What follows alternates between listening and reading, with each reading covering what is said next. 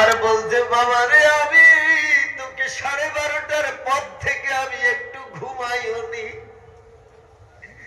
আমি চিন্তা, আমার যেন কলিজায় কেমন একটা কষ্ট হয়, কেন যেন মনে হয় তোর কিছু হয়েছে।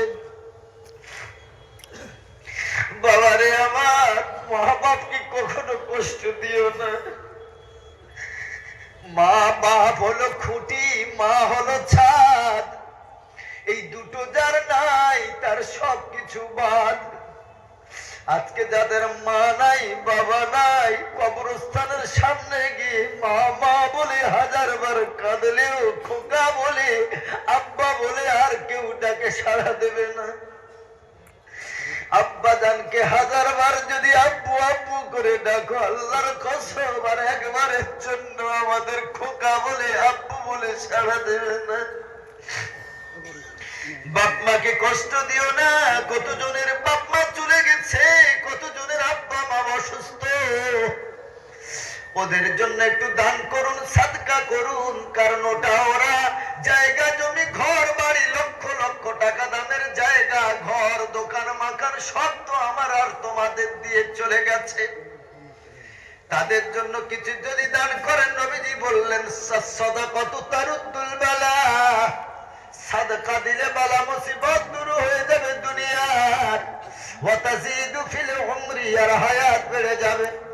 মানুষ মারা যাওয়ার পর তার নামে দান করলে আল্লাহর নবী বলেন এই দানের সওয়াব তার আব্বা মা পরিবারের কবরে আল্লাহ পৌঁছে দেয়। আছে কি কোন আল্লাহর বান্দা এক নম্বরে আব্বার জন্য মায়ের জন্য 50,000 টাকা আমি চাইবো, প্রতি মাসে 5,000 করে দেবেন, 10টা মাস দেবেন, একসাথে দিতে হবে না। অনেকের একসাথে দিতে একটু চাপ হয়। প্রতি মাসে 5টা করে 1000 টাকা জনম দুঃখিনী প্রসবিনী মায়ের নামে দান করবেন। মাদ্রাসার এতিম বাচ্চা, মাদ্রাসার বাচ্চাগুলো হাফেজ হবে, আলেম হবে। ওদের থাকার ভালো জায়গা নাই, খাট পালক নাই, ভালো ব্ল্যাঙ্কেট নাই। শীতের সময় ওরা এই ফ্লোরের উপরে ঘুমায়। জীবনটা কত কষ্টময় ওদের। কোন আল্লাহর বান্দা, কত ব্যবসায়ী বসে আছেন, কত চাকরিজীবী বসে আছে, একটু আব্বার জন্য মায়ের জন্য 1 নম্বরে ডান হাতটা তুলে বলবেন হুজুর আপনি কলিকাতা থেকে এসেছেন, ও মনিরুল ইসলাম ভাই আপনি তো মুসাফির, আমার জন্য একটু দোয়া করে দেবেন। আমি প্রতি মাসে 5,000 করে 10টা মাস দিয়ে দেবো মাদ্রাসায়। 10টা মাস আমি 5,000 করে দিয়ে একজন এতিমের দায়িত্ব নিলাম, একজন হাফেজের দায়িত্ব নিলাম।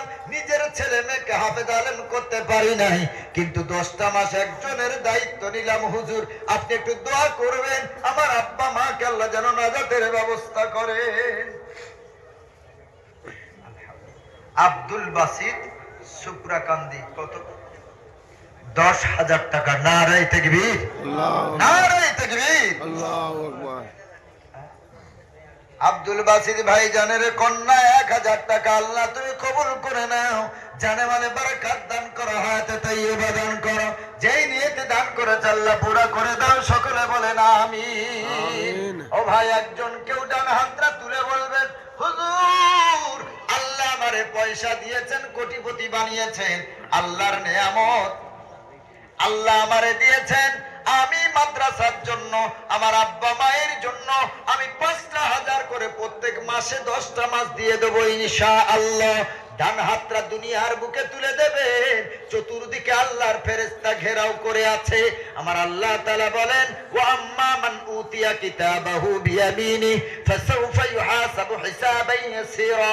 যারা দুনিয়াতে ডানপন্থী হবে, ডান হাতে দান সাদকা করবে, যারা ভালো ভালো আমল সালেহাত করবে, আমার আল্লাহ তাআলা বলেন কিয়ামতের দিন, মুসিবতের দিন আল্লাহ তাদের ওই ডান হাতে আমলনামা দেবেন। ওই আমলনামা দেওয়ার কারণে আল্লাহ তাদের হিসাব সহজ করে দেবেন।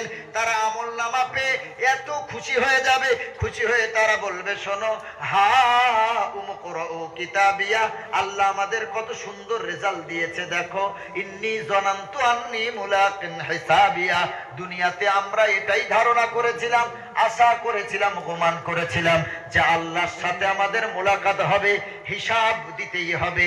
এই জন্য আমরা ভালো ভালো কাজ করেছি, আল্লাহ আমাদেরকে কত সুন্দর রেজাল্ট দিয়েছে। কুতুফুহা দানিয়া, আল্লাহ বলেন ওই ইমানদাররা আলা সুরুরিন মাসফুফা, তারা রেশমের কাপড়ের চাদরে শুয়ে থাকবে, রেশমের পালঙে শুয়ে